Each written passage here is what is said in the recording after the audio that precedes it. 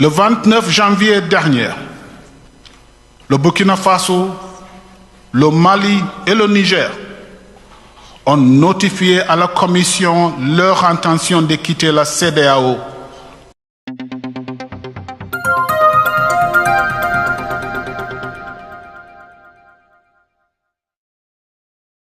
Visa obligatoire pour les ressortissants du Mali, du Burkina et du Niger voyageant dans la CEDEAO.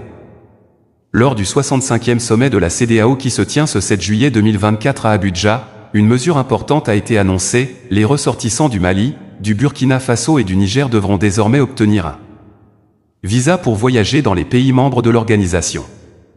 Cette décision fait suite au retrait de ces trois pays de la CEDEAO en janvier 2024 réunis désormais au sein de la Confédération des États du Sahel.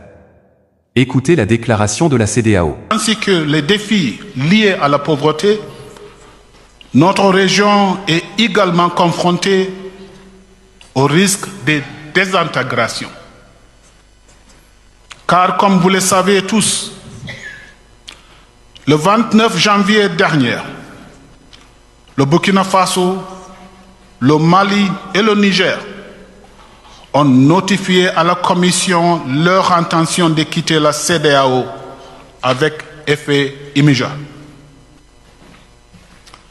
Notre peuple, le peuple de l'Afrique de l'Ouest, vit au sein d'une communauté intégrée de la CEDEAO depuis plusieurs décennies.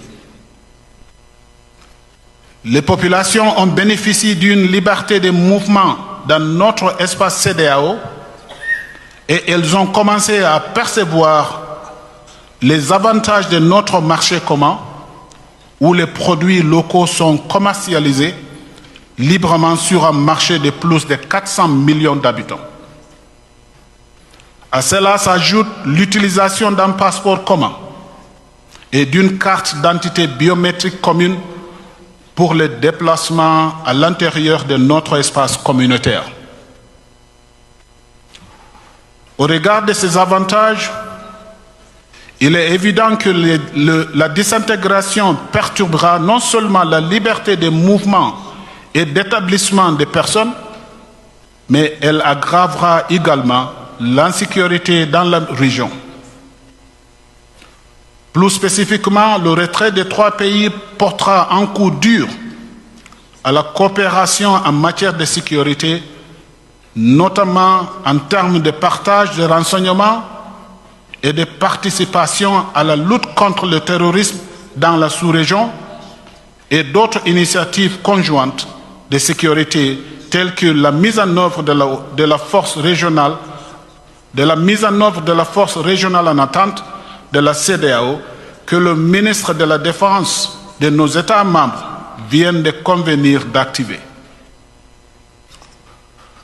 Le retrait des trois pays pourrait également conduire à un isolement diplomatique et politique sur la scène internationale, dans la mesure où les pays ne pourront plus bénéficier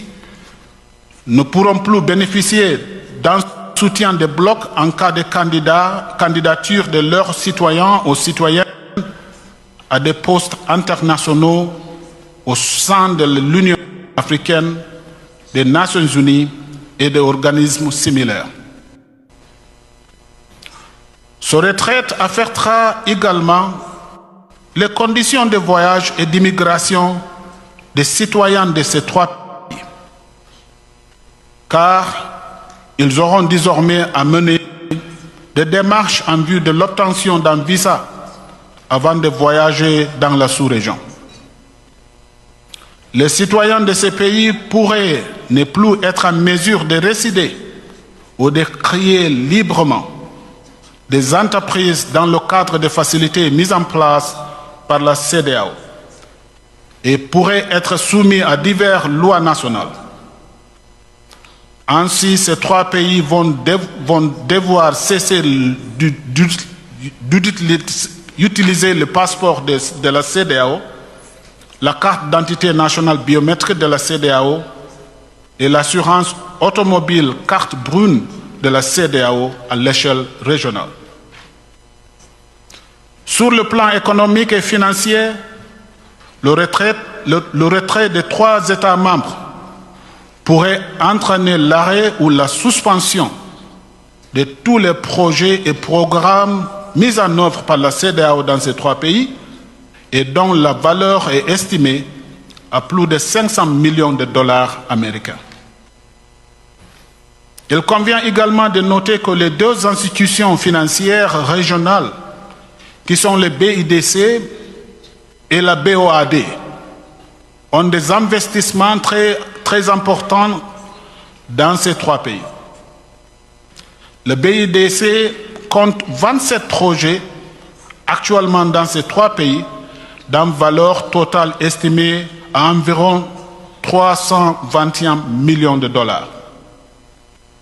Les 3 pays ont apporté un total de 33 millions de dollars américains au capital de la banque. Sur le plan institutionnel, il convient de noter que le retrait des 3 pays entraînera non seulement la fermeture des 4 structures régionales de la CEDEAO au Burkina Faso, des 2 organismes régionaux de la CEDEAO au Mali et d'un bureau régional de la CEDEAO au Niger, mais il affectera également la sécurité d'emploi de quelques 130 personnels de la CEDEAO qui sont des citoyens des 3 pays.